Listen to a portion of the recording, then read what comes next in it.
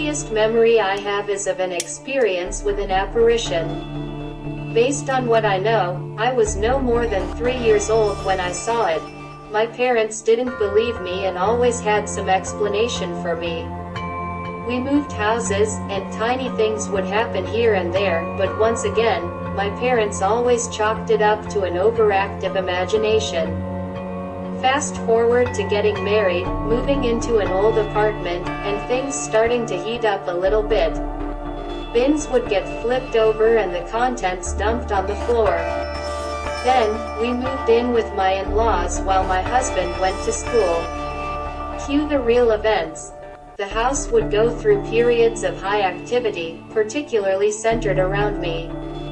My husband said he would hear me calling him from another room, but I wouldn't be calling him. He would see me pass by the bottom of the stairs as he was coming down and would follow me all the way around the corner into the far room, only to dead end with the room empty. Here's the main story.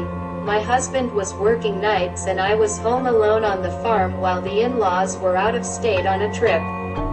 One of the dogs goes into an episode, staring at nothing in the middle of the living room, absolutely losing it.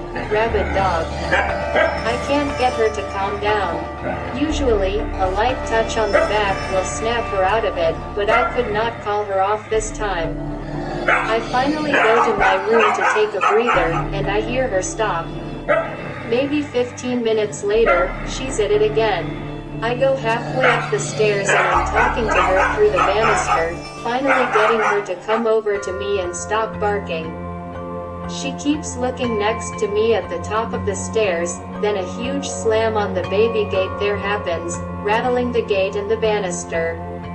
I ignore it 'cause I've heard that's the best thing to do when something's right next to you. The dog barks, but I get her stopped again.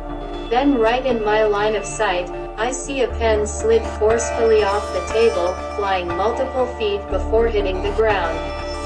The dog immediately runs to attack and goes into another fit looking at something next to the table. I start to lose it and immediately go back downstairs to my bedroom. I sit on my bed next to my cat napping there. He stands up and comes to me since I'm upset and crying. I hear the dog move back to barking in the living room, closer to my room.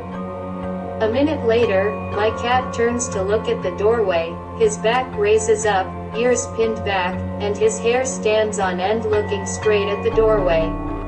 I ran out of the house at that point. That was the worst it ever got. With what I know about the experiences through my life compared with where I was staying, I've kind of begun to think I might be a poltergeist. Thank you for watching. I hope to see you again soon. Till the next time, much love.